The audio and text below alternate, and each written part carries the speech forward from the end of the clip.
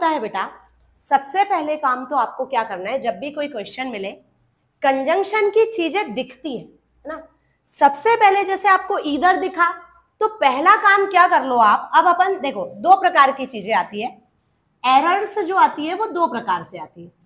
पहला क्या करता है, ये पेयर पूछता है और दूसरा पोजीशन पूछता है। अब बोले मैडम ये पोजीशन क्या होती है, तो सबसे पहले तो पहला काम करना है, जैसे आइदर दिखे तो और ढूंढ लो, नाइदर दिखे तो नॉर ढूंढ लो, आगे पीछे की चीजों को देख के इनको बैलेंस कर लो। पहले काम में तो कोई दिक्कत नहीं होगी आपको, पेयर फाइंडिंग में पहला काम होता है पेयर फाइंडिंग का। एंड सेकेंड काम आपका यहाँ पर ये करना है, आपको पोजिशन सेट करते आनी चाहिए। बोले मैडम ये क्या होती है पोजिशंस, तो बेटा बहुत ध्यान से समझना क्या होता है। आप देख रहे होंगे ये आपको आइदर वाला पेयर दिख रहा है और ये आपको पेयर नहीं बोलना चाहिए, मुझे पार्ट बोलना चाहिए, ये आपको आइदर वाला पार्ट दिख रहा है और ये आपको और वाला पार्ट दिख रहा है। टोटल कितने पार्ट्स दिख रहे हैं, दो।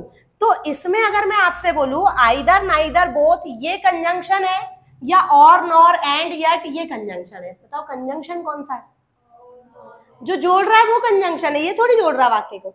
तो टोटल ऐसे कंजंक्शंस के लिए आपको एक ये पता होना चाहिए, फैन बॉयज। इंग्लिश मीडियम बच्चों को ऐसा स्कूल में ही सिखा दिया जाता है, फैन बॉयज। एफ से फॉर, ए से एंड, एन से नॉर, बी से बट, ओ से और, वाई से यट और एस से सो। तो कुछ ऐसे कोऑर्डिनेटिंग कंजंक्शंस होते हैं, इनको फैन बॉयज के नाम से जाना जाता है। ये अपने नॉलेज के लिए रखिए आप साइड में। लेकिन आप देखिए कि आपको दो पार्ट्स दिख रहे हैं बेटा, है ना।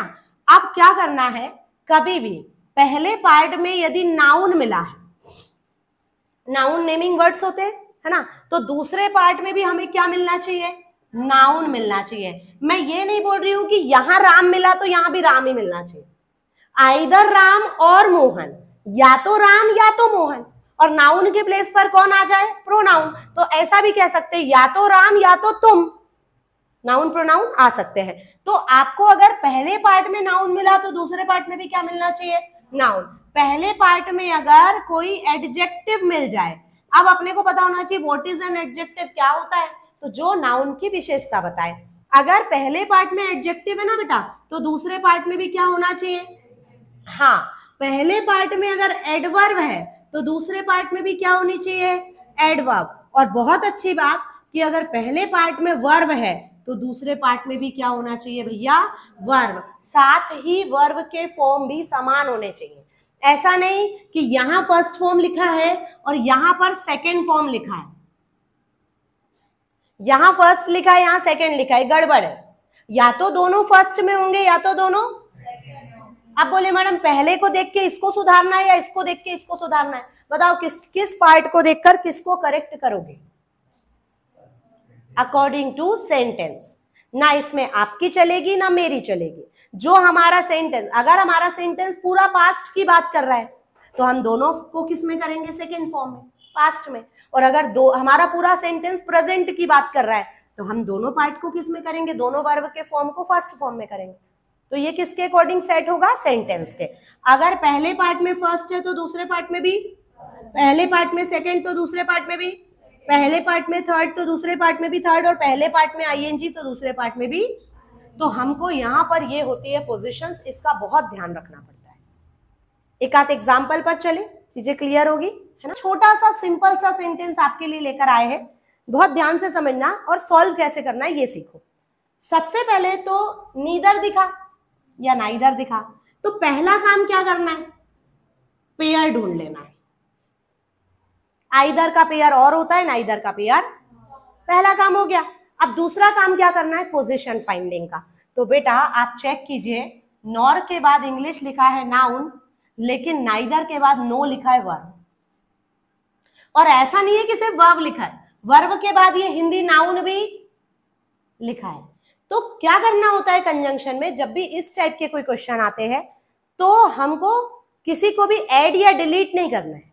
कोई भी शब्द अपनी मर्जी से जोड़ना या वहां से हटाना नहीं है, बस चीजों को इधर उधर करके बैलेंस करके शिफ्टिंग आनी चाहिए, शिफ्ट करते आना चाहिए। बोले कैसे, देखो बेटा सबसे पहले सेंटेंस की स्टार्टिंग हमेशा कहां से होती है, सब्जेक्ट के तुरंत बाद कौन आता है, उसके बाद जमाने की चीजें आती है। तो वर्ब की पोजीशन ये है, वर्ब जाके बैठ गया इन दोनों के बीच में जबरदस्ती, तो जो बीच में बैठा है, जो डिस्टर्ब कर रहा है, उसको बोलो उठो। क्लास में होता था ना, दो फ्रेंड्स अगर पूरी क्लास को डिस्टर्ब करते थे तो मैडम उन्हीं को उठाती थी, कि पूरी क्लास को उठाती थी। जो डिस्टर्ब करता है उसी को, तो हमको डिस्टर्ब कौन कर रहा है? जो डिस्टर्ब करे उसको उठाओ, वहां से उठाओ तो बोले भैया तुम तुम्हारी जगह पे जाके बैठो। तो इसकी जगह कहां है? सब्जेक्ट के बाद, he knows, subject singular, verb singular. अच्छा, फिर नीदर के बाद आप बताइए, अपने आप हिंदी आ जाएगा। जब ये यहां से चला गया तो नीदर के बाद आ गया, और नॉर के बाद क्या आ जाएगा? तो दोनों को नाउन मिल गए, चीजें बैलेंस हो गई। इतना प्रकार से आपको ऐसे करते आना चाहिए। ये होती है पोजीशन। कंजंक्शन को पढ़ने मतलब है क्या, कंजंक्शन में बहुत ज्यादा काम नहीं है बेटा, बहुत थोड़ा सा पढ़ना है आपको, पर उतने के बारे में भी अगर नहीं पता है तो हम आंसर सॉल्व कैसे करेंगे? और पेपर में क्वेश्चंस आना है, कम से कम 2 क्वेश्चन तो मिलेंगे ही मिलेंगे, कंजंक्शन से ही मिलेंगे। और कंजंक्शन और एक सब्जेक्ट वर्ब एग्रीमेंट, ये 2 चैप्टर की एरर्स दिखती है बेटा, मतलब बच्चा इसमें परेशान नहीं होता। सेंटेंस पढ़ते पढ़ते आओगे, इधर ना इधर दिख गया तो रुक जाओ, पहला पेयर देख लो, दूसरा उनकी पोजीशन देख लो, बस इतना सा काम करना ही रहता है। ठीक, अनटिल और अनलेस, सबसे पहला प्रश्न तो यही बनता है, अनटिल में कितने एल? बोलो भैया। एमपी गवर्नमेंट में व्यापम ने एक पेपर कंडक्ट किया था बेटा, बोले ज्यादा कुछ मत बताओ, बाकी हम सब देख लेंगे, आप सिर्फ स्पेलिंग बता दो, अनटिल में कितने हैं। ये क्वेश्चन पेपर में आ चुका है, तो बताइए। Double L. अच्छा, टिल में कितने होते? टिल में डबल एल, अनटिल में? अरे बोलो भाई,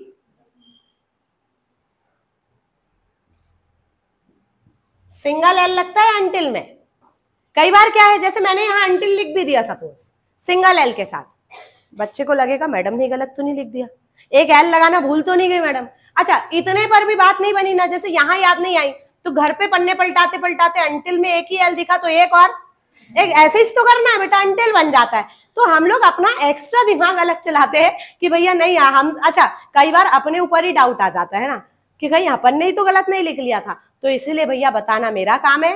अनटिल में डबल एल नहीं लगते, अनटिल में एक ही एल लगता है। इस बात को लेकर कृपया आप परेशान ना होइए, और जो डबल एल की जिनकी हैबिट है वो अपनी हैबिट को सुधारिए, ठीक है। सबसे पहला प्रश्न, क्योंकि क्या है देखो, अनटिल क्या बताता है ये बात का मैटर है। उनने सोचा भैया हर बच्चा, और बेटा 90% बच्चे बार बार आके पूछे मैडम अनटिल में कितने एल लगते? हमने कहा आपने कितने लगाए? बोले डबल।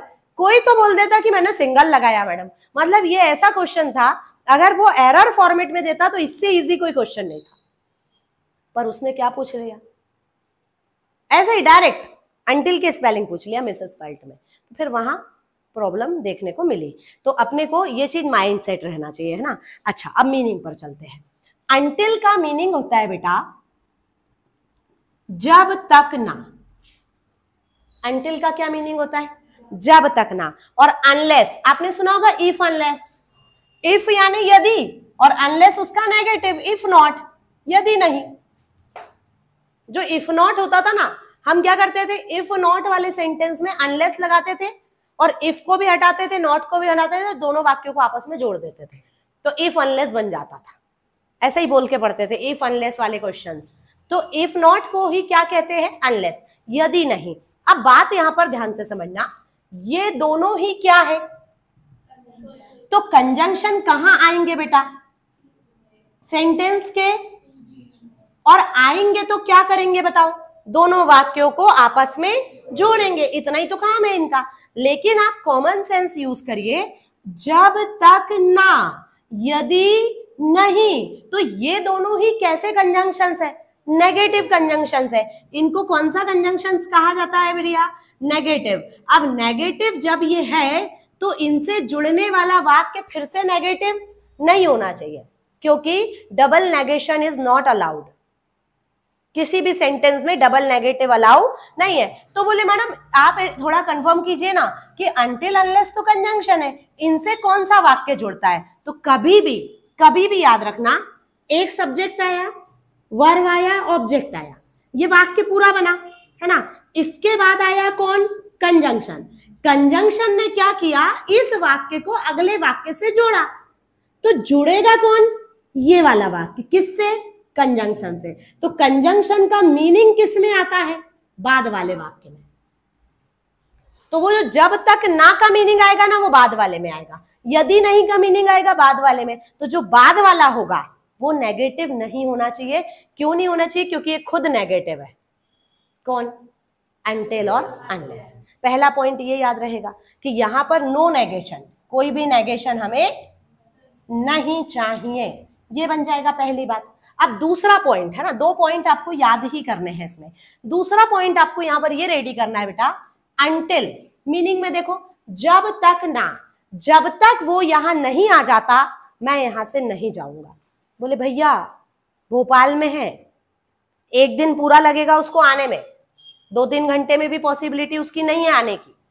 हाँ तो वो जब तक नहीं आ जाता जब तक मैं यहीं रुकूंगा। तो बोले 4 घंटे, बोले 4 घंटे तक रुकूंगा। बोले 6 घंटे, बोले 6 घंटे तक रुकूंगा। तो यहां पर ना शर्त तो है ही, ये दोनों ही कंडीशनल शब्द है, कंडीशन तो है ही, साथ में इसमें टाइम भी इंक्लूड है। किसमें, अनटिल में, कि जब शर्त समय के साथ हो। इसके मीनिंग में भी वैसे भी देखो ना, जब तक ना, जब भी कोई शब्द जब लगाकर बने तो सीधे सीधे समझना टाइम की बात कर रहा है। और यदि नहीं, यदि ऐसा नहीं हुआ तो ऐसा नहीं होगा, सिर्फ क्या है इसमें, शर्त है। तो एक क्वेश्चन प्रीवियस ईयर में ऐसा भी बना है कि अनटिल और अनलेस के बारे में बताइए, time plus condition, condition, time plus condition, condition, time, time, condition, condition, ऐसे भी ऑप्शंस पेपर में आ चुके हैं। तो आपको बताना है अनटिल में क्या है, टाइम प्लस कंडीशन, और अनलेस में क्या है, ओनली कंडीशन। बना लेंगे बेटा इतना। एग्जाम्पल्स को एक बार समझते हैं। आई शैल वेट हियर, मैं यहां उसका इंतजार करूंगा जब तक मेरा फ्रेंड नहीं आ जाता। अब आपने इसमें नॉट लगा दिया ना, तो ये हो गए double negation. Double negation is not allowed, sentence incorrect हो गया। तो आपको जब नॉट हटाना था ना, तो डज भी हटेगा। सिंपल प्रेजेंट टेंस में डू डज बाद में लगते हैं नेगेटिव के आने से, तो सब्जेक्ट वर्ब एग्रीमेंट यहां पर लग गया, फ्रेंड सिंगुलर, तो वर्ब को भी हमने क्या बना दिया, सिंगुलर। कम में एस लगाया तो वर्ब कैसी बन गई, सिंगुलर। अच्छा अब यहां पर देखिए, मैंने आपको ये बोला है अनटिल और अनलेस के बाद का सेंटेंस नेगेटिव नहीं होना चाहिए, पहले वाला नेगेटिव हो सकता है। अब यहां नोट लगा ना, तो कई बच्चे क्या करते हैं, एक ही बार में पकड़ते, बोले मैडम ने बोला नोट लगाना ही नहीं है, तो शुरू से आखिरी तक के सबरे नोट को साफ कर देते हैं बेटा। ऐसा नहीं करना है। मैंने क्या बोला, इसका मीनिंग किससे जुड़ेगा, बाद वाले से। तो बस आपको इस वाक्य का ध्यान रखना है, इसको आप नेगेटिव बना सकते हो। देखो कैसे, वह यहां नहीं आता है यदि उसे पानी की आवश्यकता ना हो तो। अब इसको फिर से ट्रांसलेट करो, यदि उसे पानी की आवश्यकता नहीं होती है तो वो यहां नहीं आता है। क्लियर। तो यहां पर भी नहीं मिला और वहां पर भी नहीं, 2 बार नहीं आ रहा है ना नेगेशन के सेंटेंस में, सेकंड वाले में, तो 2 बार आपने नहीं बोला। और वैसे